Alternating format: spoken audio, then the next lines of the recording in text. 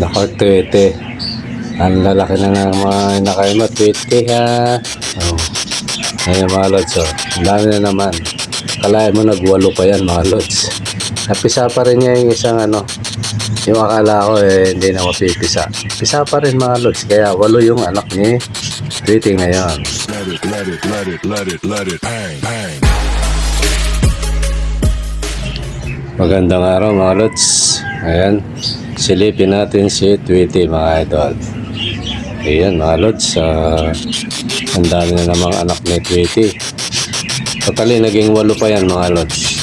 Kasi napisapan niya yung isa. Akala ko infertile fertile pa rin mga lods. Kaya kita nyo. Tapos ang maganda may dilaw mga lods. Nagbuga ng dilaw si Twete. Kaya yan ang ibon natin sobrang sipag.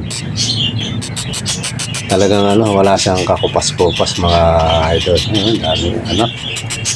Kaya lang napansin ko puro dark wing yung kasi karamihan anak na ito pag sila ni Queen mga spangle na clear wing karamihan mga double factor. Pero ngayon iba yung mutation ng niya kasi expected ko halos parehas kasi clear wing din niya si dilute yun pero ganun yung pinalabasan. Kaya tingnan natin parang mga normal mga lods yan si Twete mga idol na sobrang sipag na napakagandang ibon mga lods.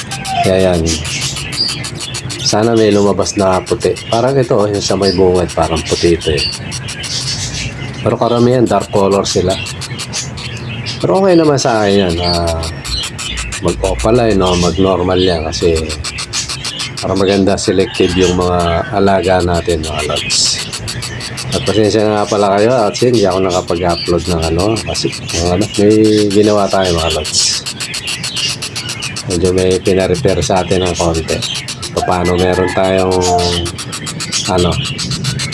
pamadyak sa mga seeds na itong alaga natin mga idol.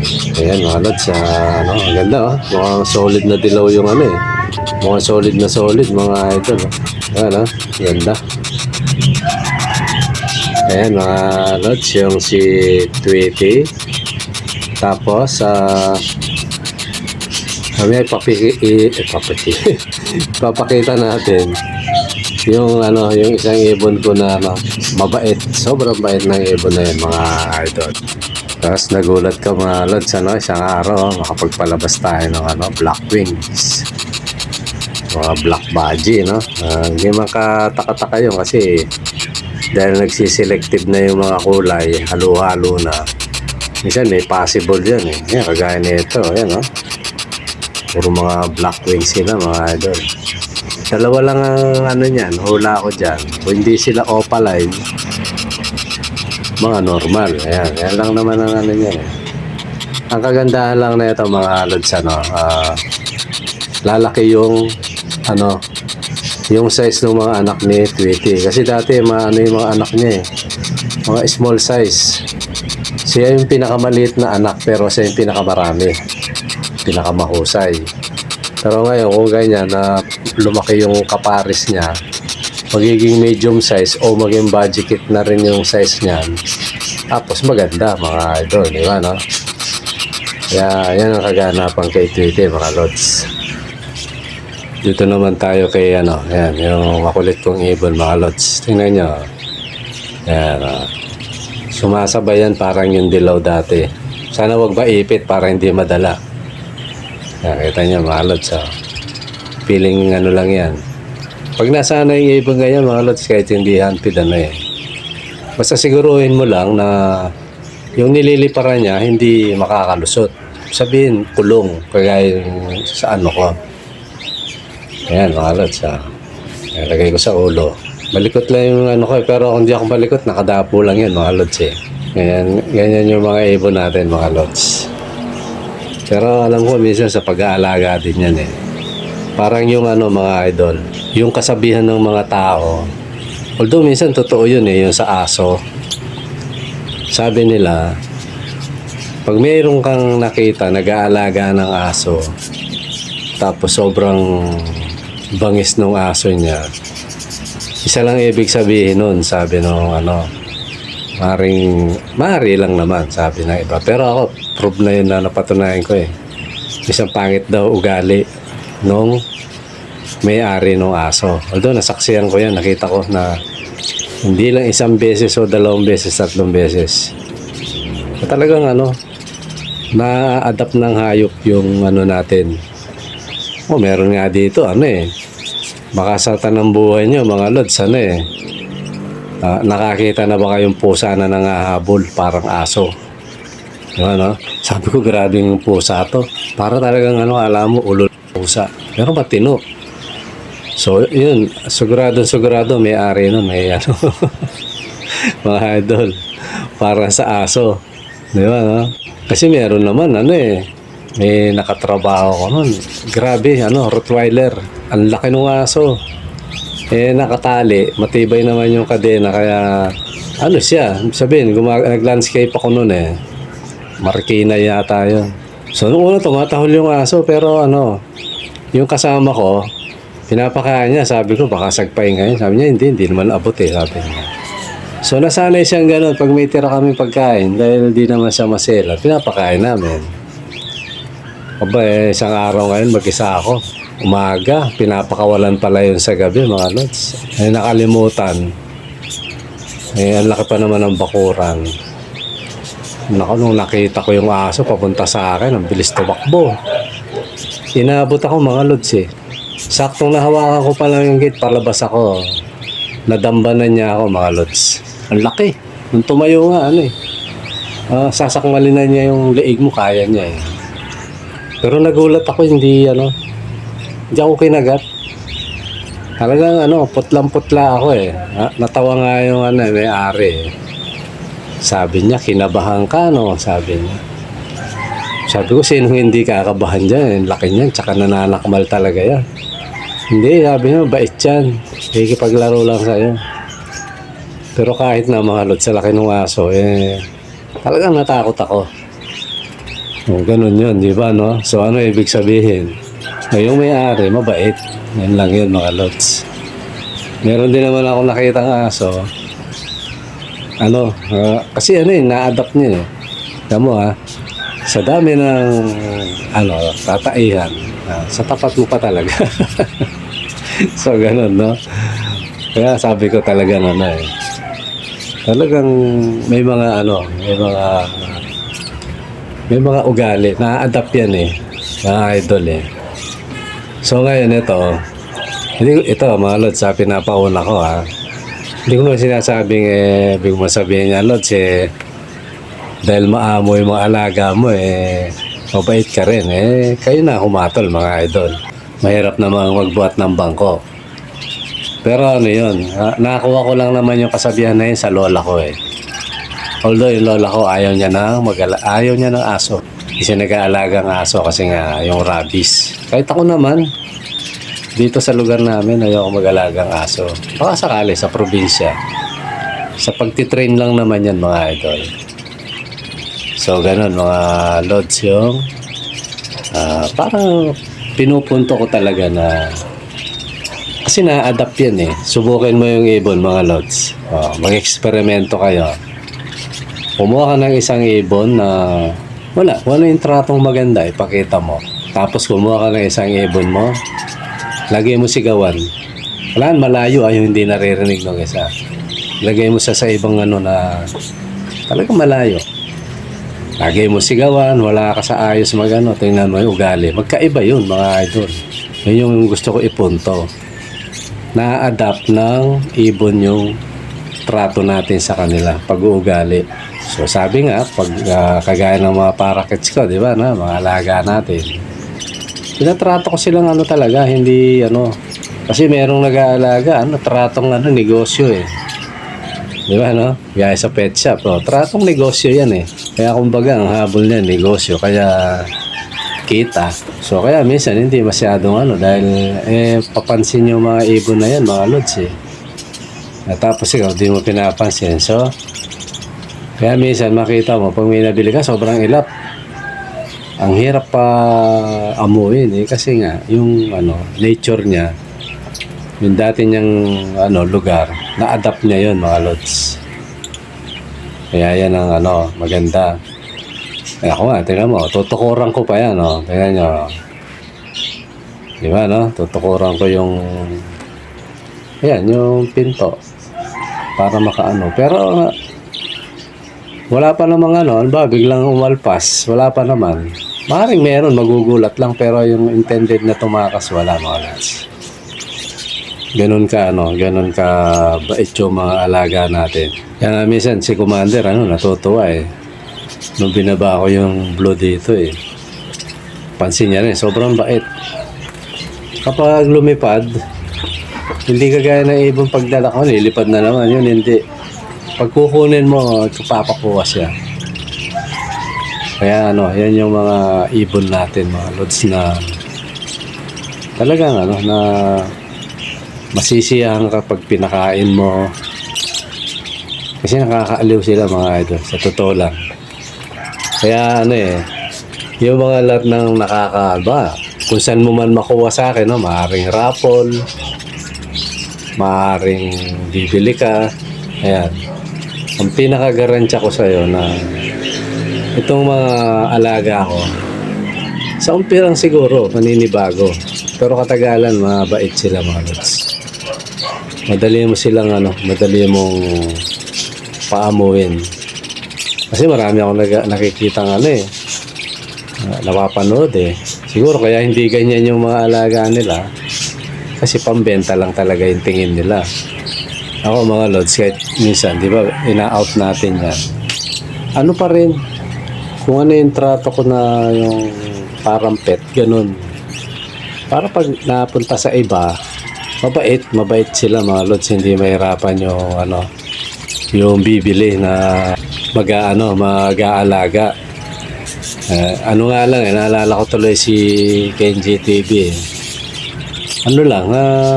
Inalat lang ng konti talaga si Idol eh. Dadalawa lang ang binili niya, nasilat pa yung isa. Pero mga lods baka isipin nyo may tama yung ibon ko. Hindi, wala. Malinis ang ibon dito. Una-una hindi ako nagbebenta ng alam ko may tama, hindi natin gawaan yung mga lods. Tsaka una-una, barya-barya lang yung rito. Di ba, barya-barya lang ang labanan. Hindi natin kailangang mangloko ng tao, mga lods. Ako naman ang ko sa buhay, mga lods. Kagaya niyan, nakapokus tayo rito sa pagpa-vlog natin, pag-aalaga. Pag binigay ng Panginoon yung biyaya sa'yo, sa lang kasi meron biglang yumayaman sa hindi magandang paraan eh. Makita ng Panginoon na na gusto mong umangat dahil may may nasa ka na may gusto kang gawin. Diba, na hindi naman masama. Ipagkakaloob yan mga lods. Ako naniniwala ako sa ganun. Gasino lang sa sa Mayla lang yan na palapitin yung diba, yung biyaya sa'yo. Napaka naman yan. Kaya tayo mga lods, din natin kailangan manloko. Minsan nagkukulang tayo. Kagaya nung di ba, 2 araw akong gumawa. Dati naman ako nagpapagabi doon. Kaya lang ko ba, tinablan ako ng antok mga lods. Hindi ko na naantay yung nagpapaantay. Sabi ko balikan ko na lang bukas. Kaya lang nag-chat sa akin ng gabi. Yung gripo lang naman yung mga lods. Niluwagan ko na. Kasi may bago silang washing. Yung bagong AI na washing machine ngayon. Na sana ma-invento na rin yung washing machine na may plancha. Paglabas planchado na. Yun, pinapakabit na yung Totally kabrad ko po yun mga idol. Kaso nainip ako, nantok ako. Pagsawa na ako magdadaldal kwentuhan kami. Ang aga ko kasing natapos.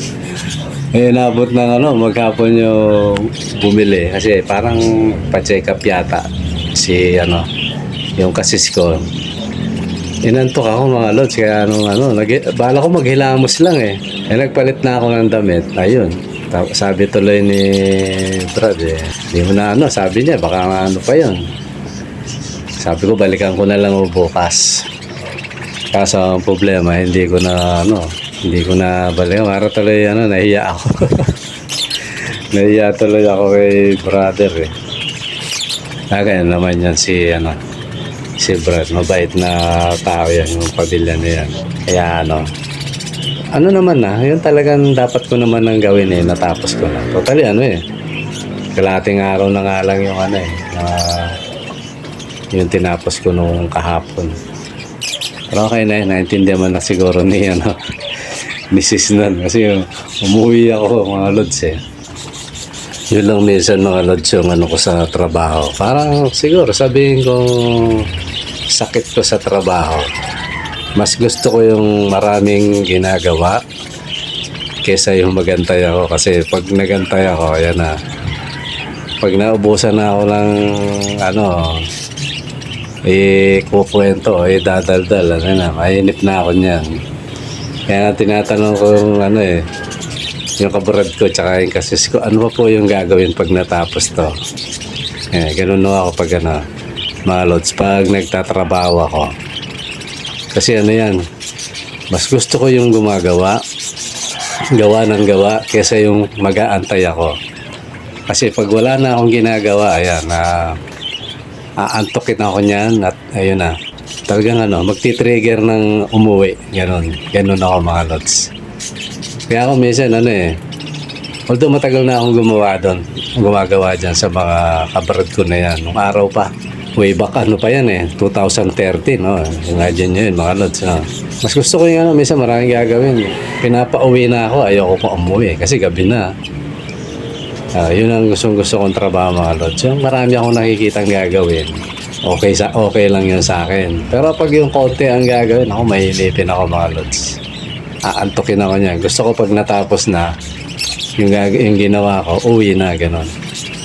Pagdating sa bahay higa ako. Natutulog. Kaya ayun, gaya may ibon. Doon ako tatambay sa ibunan. Pag inantok, tulog.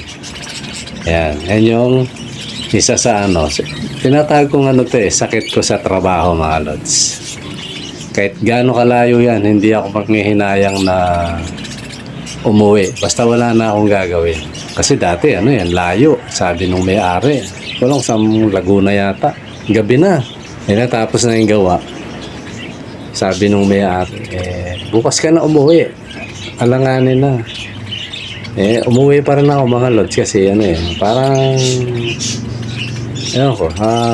yun yung minsan ko kasi katwiran ko pag natulog ako at least pag gising ko nasa bahay na ako, di ba ganun ako mga idol. Pero alam ko marami akong kagayang ganito mas masarap kasi yung pag wala ka nang gagawin ipahinga mo sa bahay mo mapahaba man yung tulog mo, okay lang. Kasi pag mga lods ba na trabaho ko tapos nakatulog ako, magising yung pag gagawin mo wala na ako sa kondisyon nun. Yan mga lods. Iwan na natin yung mga lods. Ayan, kita nyo naman yung mga alaga natin mga lods. Para ka lang yung sa mga alaga ko na to kita nyo dinadakot ko, apat-apat yan mga lods. Pinapakain ko. Nanonood din ako ng ibang vlog siguro pag may nakapanood dyan kagaya ng kalods natin na kinokopya yung estilo ko. Ayan, yan ang gayahin mo, lods. Yan, sigurado, mapapaano mo yung ibon mo. Yung talaga nga hawakan mo. Kasi kailangan talaga, sa totoo lang, sa paggawa ng content. Although, wala akong kasi nakatali na tayo sa ibon Kaya siguro balang araw, mga lods, lalawakan ko yung content ko. Pagdating ng araw kasi ngayon, limitado tayo dito Nasa metro tayo, kulang pa tayo sa pamadyak. Tingnan natin. Malay nyo, pag medyo maganda na yung labanan natin dito, dumayo na rin tayo.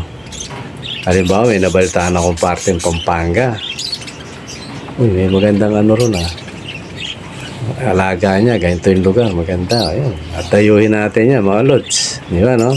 Ganun yung O kaya, ka-lods natin. Di ba, no?